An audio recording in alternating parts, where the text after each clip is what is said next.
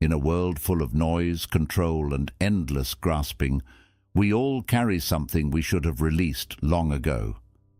But what if peace doesn't come when everything is fixed?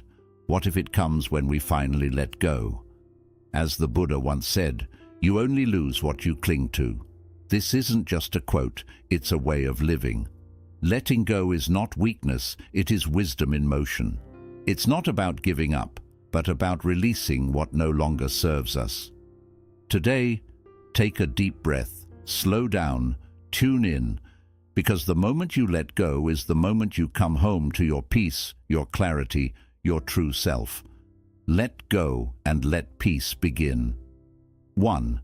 Let go of control, because control is an illusion. Many of us live with the deep belief that if we can just control everything around us, our relationships, our future, how others perceive us, then we will finally feel safe, respected, and at peace.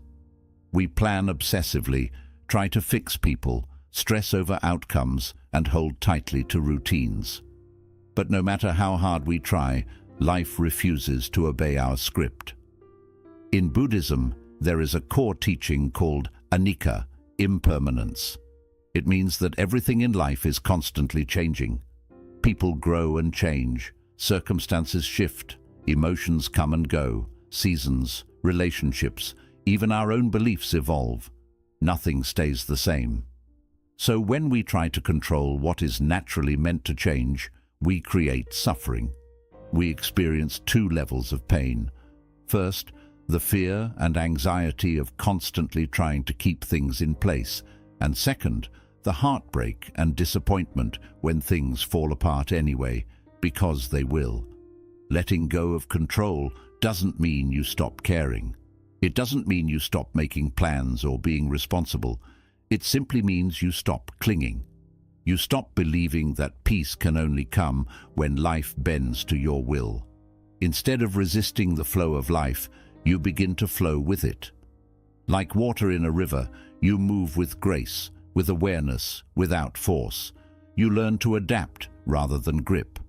You find strength not in tightness, but in your ability to stay calm through uncertainty. True strength is not about forcing outcomes. It is about trusting the present moment. It is about meeting life as it is, not how you wish it to be. The moment you stop trying to control everything is the moment you discover a deeper kind of power, the power of peace, acceptance, and clarity. Letting go is not failure, it's wisdom. It's the soft courage to release what's outside your control and focus on what you can truly influence, your own thoughts, reactions, and choices. In that shift, real peace begins. 3. Let go of attachment, because what you own owns you. Attachment is one of the greatest sources of human suffering. We attach ourselves to people, outcomes, identities, and possessions. We believe that holding tightly to these things will bring us happiness, security, or a sense of purpose.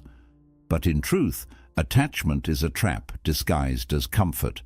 In Buddhism, attachment is called tanha, craving or clinging. It arises when we try to hold on to things that are, by nature, impermanent. A relationship, no matter how loving, will change. A job, no matter how secure, may end. Even our bodies, status, and abilities will eventually shift. The more tightly we grip, the more pain we feel when things inevitably change. We begin to fear loss, resist growth, and feel anxious about the future. This creates suffering, not because things are changing, but because we expected them to stay the same. Letting go of attachment does not mean we stop caring. It means we begin to care differently, with openness, not possession.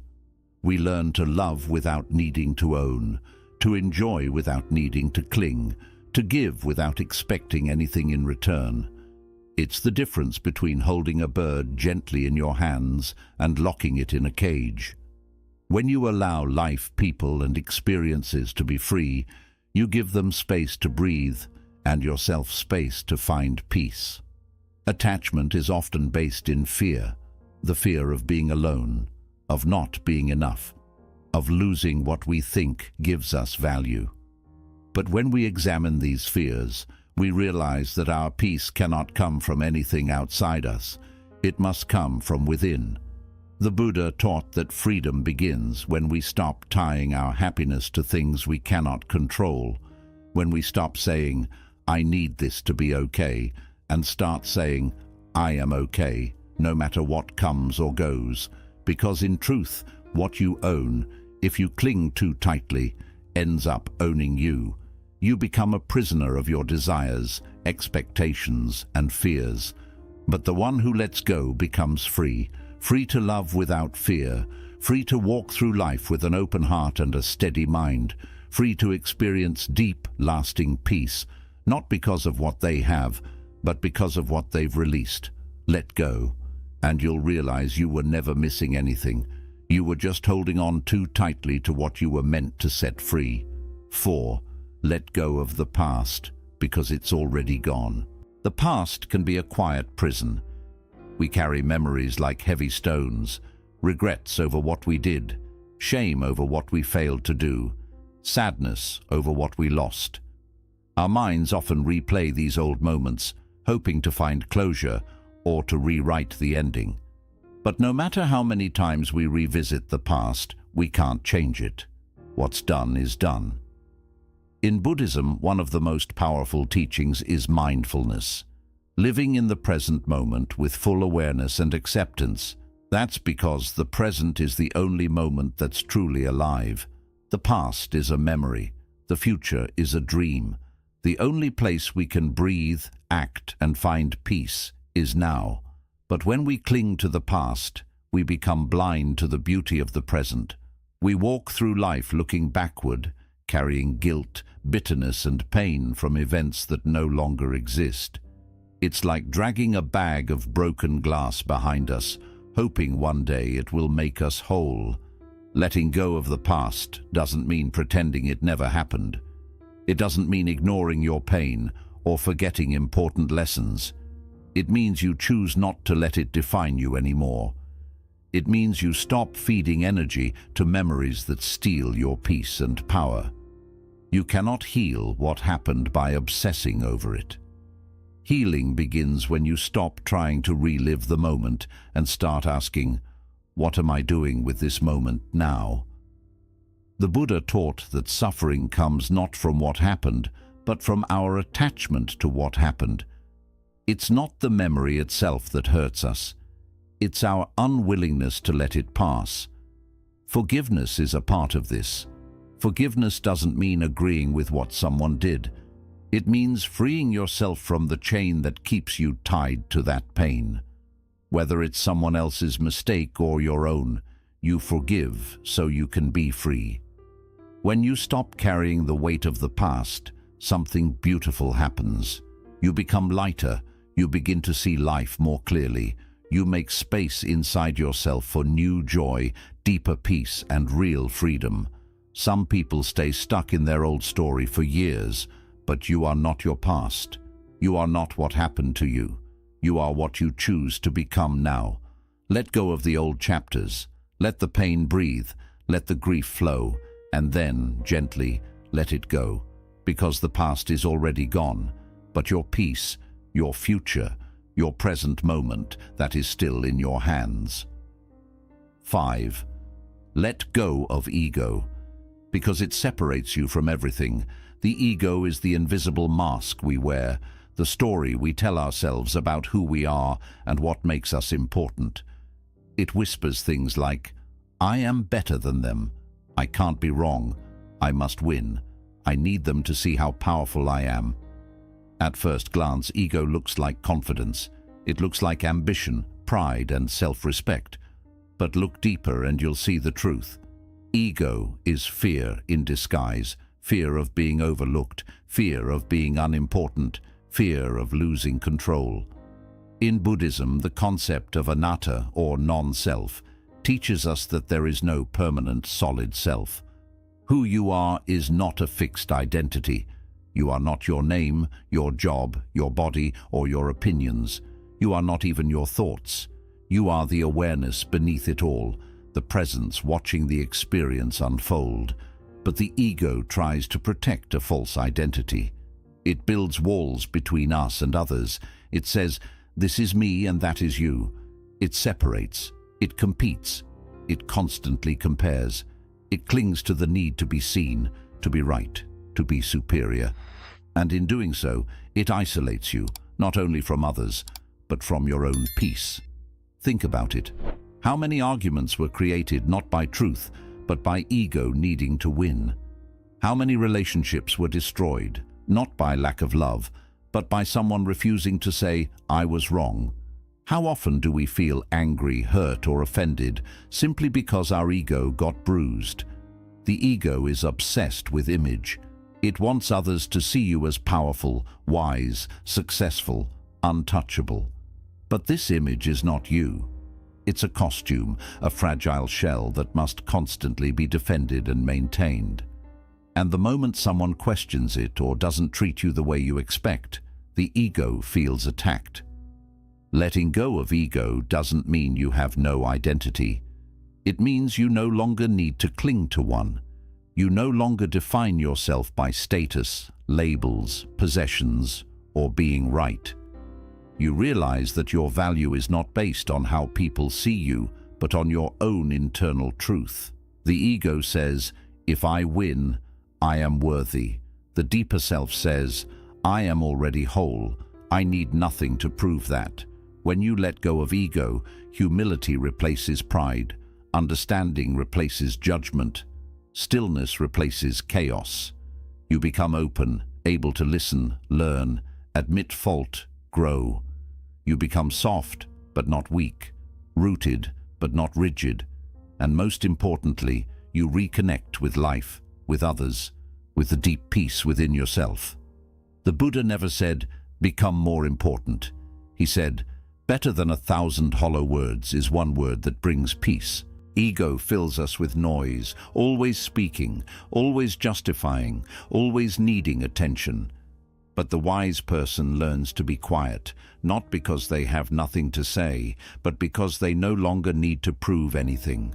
The one who lets go of ego becomes like water, calm, clear, reflective, able to adapt, to heal, to nourish. They don't need to fight the river, they flow with it. They don't need to shout their worth, they embody it. In letting go of ego, you return to your natural state, peaceful, connected, whole. You no longer seek approval, dominance, or status. You seek truth. And in that search, you find yourself, not the false self you built to be accepted, but the real self that was always there, quietly waiting beneath the noise. So drop the mask, drop the need to win, to be right, to be admired, breathe, and let go, because in the absence of ego, true peace is found. Would you like me to continue with Lesson 5 in the same detailed format? 6.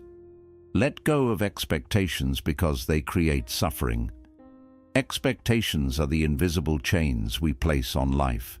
They are silent agreements we make with the world, most of the time without telling anyone. We expect people to behave a certain way. We expect events to unfold according to our plans. We expect our kindness to be returned, our efforts to be appreciated, and our love to be reciprocated. But when these expectations go unmet, and they often do, we feel betrayed, frustrated, even heartbroken. Buddhism teaches that one of the main roots of suffering is attachment to desire, and expectation is simply another form of desire. It is the mind saying, "Things must go this way for me to be okay," and that must becomes a trap. Imagine walking into a room and expecting everyone to greet you warmly. You've built a mental picture, but what happens when they don't? Suddenly you feel rejected, not because anyone was cruel, but because reality didn't match your imagined outcome. Your peace was not disturbed by the people, it was disturbed by the expectation you placed on them. The Buddha taught the power of non-attachment, not just to material things, but to thoughts, beliefs, and outcomes. When we expect the world to move according to our script, we create tension. We're constantly measuring what is against what we thought should be, and every time there's a gap, suffering enters. Letting go of expectations does not mean you stop dreaming, hoping, or planning.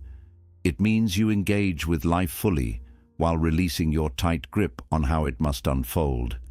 It's the ability to act with intention and then surrender the result. It's the wisdom of saying, I will give my best effort, but I do not control the outcome. One of the greatest sources of disappointment in relationships comes from unspoken expectations. We expect our friends to understand us without needing to explain. We expect our partner to know what we need without asking. We expect people to show up in the same way we do. And when they don't, we assume they don't care. But the truth is, they're living from their own perspective, not ours. Peace in relationships comes not from trying to mold others, but from learning to see them as they are. When you let go of trying to change people or fit them into your ideals, you create space for real connection, one based on acceptance, not performance. The same applies to life's events. We expect success to come quickly. We expect our plans to be smooth. We expect life to be fair. But life has its own flow. It doesn't follow human timelines or logic. Sometimes what looks like a delay is protection. What feels like rejection is redirection. What seems like a failure is simply part of the unfolding. When you're chained to expectations, you miss the beauty of what's actually happening. You spend so much time comparing life to your internal blueprint that you forget to experience the moment in front of you. Letting go of expectations is not giving up. It's waking up. It's stepping into the present with open hands, not clenched fists. It's moving from this must happen to let me see what happens. It's transforming control into curiosity. The lotus does not demand the sun rise at a certain time. It blooms when it's ready. The river does not demand the rocks to move. It flows around them. Likewise, when we stop demanding that life meet our expectations, we begin to meet life. When something doesn't go as expected, ask yourself, what is this moment trying to teach me? Maybe it's patience. Maybe it's surrender. Maybe it's resilience. Every broken expectation holds within it an invitation to grow, to release, to trust. And let's not forget expectations of ourselves. We often carry unrealistic standards. I must always be strong. I should be further along. I can't fail. These self-imposed rules become heavy burdens. Letting go of them means honoring your humanity. It means allowing yourself to rest, to make mistakes, to evolve at your own pace. The Buddha said, "You can only lose what you cling to." When you let go of expectations, you lose nothing essential. You only lose the suffering created by insisting the world conform to your script. And in return, you gain peace, openness, freedom. So breathe. Trust life a little more. Let go of how it should be, and make space to appreciate how it is. Because often the peace we seek isn't found in getting everything we expected. It's found in learning to love what we didn't expect at all. 7. Let go of the need to be understood, because truth needs no defense.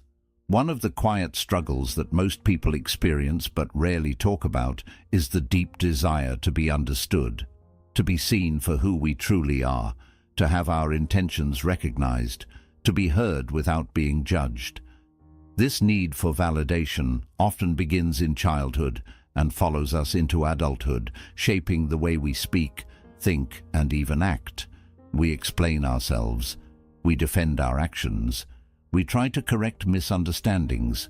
We want people to know our heart. But here is the truth Buddhism gently teaches. The need to be understood by everyone is a form of attachment. And like all attachments, it leads to suffering. Not everyone will understand you. Not everyone will appreciate your silence, your growth, your boundaries, your truth. And that is okay. The Buddha taught that equanimity, a state of calmness and balance, is one of the highest qualities we can develop. Equanimity means being steady in the face of both praise and blame. It means your inner peace doesn't rise or fall based on how others see you. You begin to live not from reaction, but from clarity. The problem with constantly seeking to be understood is that it ties your peace to something external, another person's perception, and no matter how clearly you explain yourself, no matter how kind or sincere you are, some people will still misunderstand you, not because you failed, but because they are listening through the lens of their own beliefs, fears, wounds, and expectations. Trying to force someone to see your heart is like yelling into a storm, hoping it will stop raining. It drains your energy and leaves you frustrated. The truth is, not everyone is meant to understand your path because they haven't walked it. Not everyone can feel your depth because they haven't lived your pain. And not everyone can hold your vision because they haven't seen what you've seen. Letting go of the need to be understood is not about becoming cold or disconnected. It's about freeing yourself from the emotional trap of over-explaining, over-defending, and overthinking. It's about honoring your truth so deeply that you no longer need others to confirm it. You start to realize, my truth doesn't need to be broadcast. It just needs to be lived. My peace doesn't come from their agreement. It comes from my own alignment. My worth is not dependent on being seen. It is inherent. This kind of quiet self-trust is powerful. It's the strength of a monk who walks alone but walks in peace. It's the calm of a person who knows their intentions are pure, even if others question them. It's the freedom of a soul that no longer needs approval to breathe freely. There's a beautiful Buddhist metaphor: be like the tree that stands still as the wind moves through it. The wind represents opinions, judgments, misunderstandings. The tree is your grounded self. It feels the wind, but it does not bend with every gust. It remains rooted in its truth. When someone misunderstands you, take a breath. Ask yourself, is it worth explaining, or is it better to be at peace? Sometimes silence is more powerful than any argument. Not because you're weak, but because you've matured beyond needing to convince. There will be moments in life when the most loving thing you can do for yourself is to stay quiet, not out of avoidance, but out of wisdom. You've realized that defending yourself to someone who doesn't want to understand you is like planting seeds in barren soil. This applies in relationships, family, even work. Sometimes you'll be judged for choosing peace over drama. Sometimes you'll be labeled cold for setting boundaries. Sometimes your inner transformation will be met with suspicion rather than support. But if you know your heart is clean, let that be enough. The Buddha said silence is sometimes the best answer, because silence is not empty, it's full of understanding, power, and restraint. It's the response of someone who knows that truth stands firm, even when it's questioned. Over time, you'll notice something beautiful. The more you release the need to be understood, the more at ease you become. You start doing things not to impress, but because they feel right. You speak less, but your words carry more weight. You stop chasing approval and start attracting peace. Letting go of the need to be understood doesn't mean you isolate yourself. It means you finally come home to yourself. You no longer wait for others to reflect your worth back to you. You become your own mirror, and in that quiet space where explanation fades and truth remains, you find something priceless: freedom. You'll still be misunderstood. You'll still be judged. But none of it will shake you, because when you've let go of needing to be understood, you've already found something better. Inner clarity that doesn't need to shout. There is a quiet struggle happening inside many of us, a battle between the way life is and the way we think it should be. This battle is called resistance. We resist our emotions. We resist the difficult moments. We resist what we can't control, can't predict, and can't understand. We carry around the idea that life must fit our plan. And when it doesn't, we push back. We fight reality with our thoughts, our complaints, our frustration. But in Buddhism, we are taught that suffering is not in the experience itself. It's in our resistance that suffering begins. Pain is a natural part of life, but suffering is a choice. The moment you think, this shouldn't be happening, you've stepped out of the present. You're no longer flowing with life, you're fighting it. And no one ever wins a battle against the present moment. Imagine a river flowing downstream. If you jump in and try to swim upstream, pushing against the current, you'll wear yourself out, struggle, and eventually get pulled under. But if you relax and float, trusting the flow, the water carries you with ease. Life is like that river, always moving, always changing. And your peace depends on your ability to flow with it, not control it. Resistance can take many forms. It shows up when you hold on to old pain and won't let go. It shows up when you're afraid of change, even though change is part of life. It shows up when you judge your emotions as wrong and try to push them away. It shows up when you deny what's happening because it feels uncomfortable. But here's the truth. The more you resist an emotion, the stronger it becomes. The more you avoid discomfort, the more it lingers. The harder you try to control life, the more out of control it feels. Buddhism teaches us the power of radical acceptance, meeting each moment just as it is, without judgment, without resistance.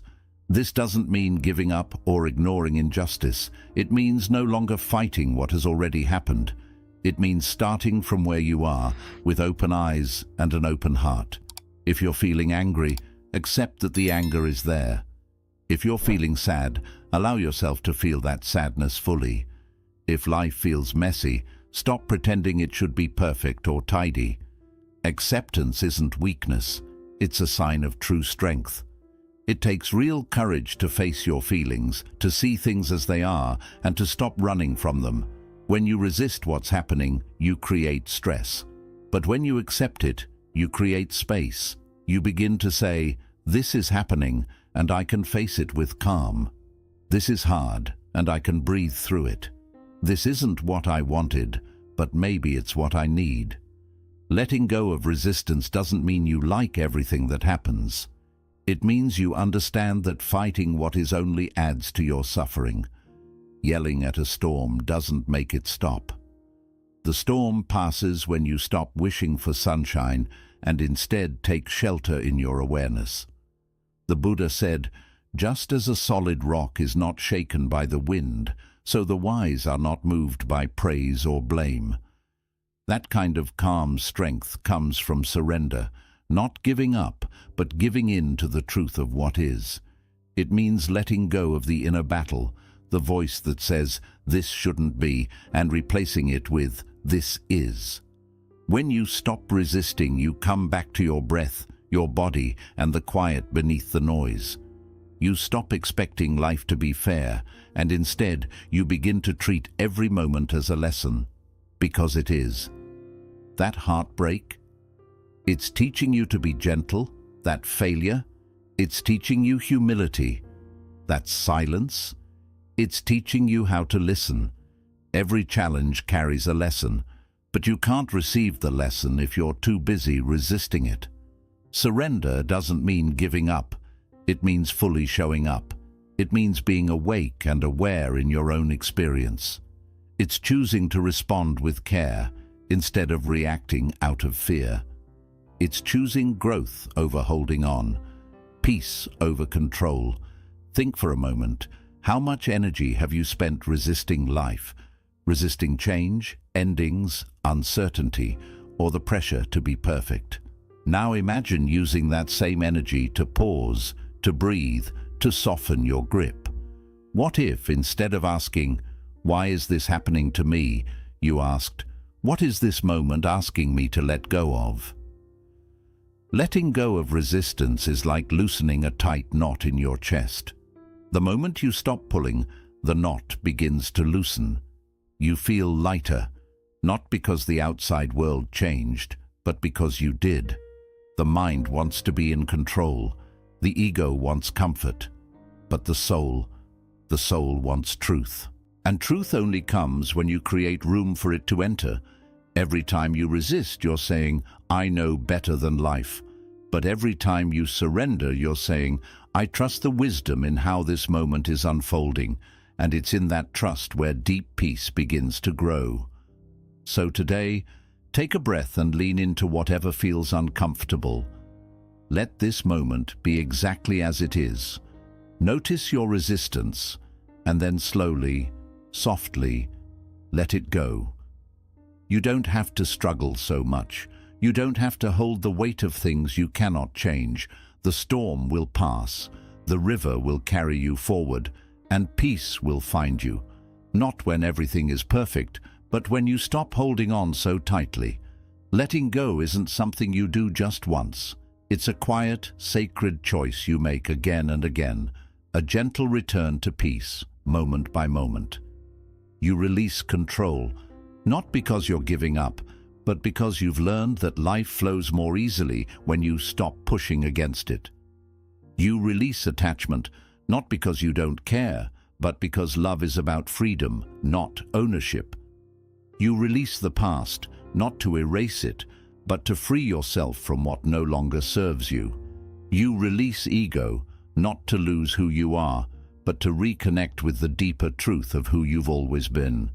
You release expectations, not to settle for less, but to open your eyes to what's really here, right now. And you release the need to be understood, not to cut yourself off, but because you've learned to trust your truth quietly, without needing approval.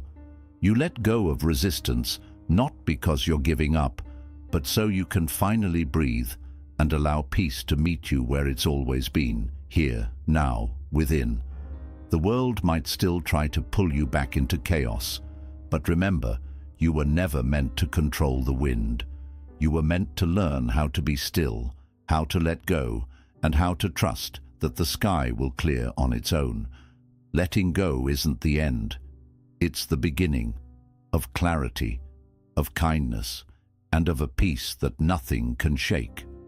So wherever you are right now, and whatever you're still holding on to, take a slow, deep breath and ask yourself with honesty, is it time to let this go? Because when you do, you won't fall, you'll rise.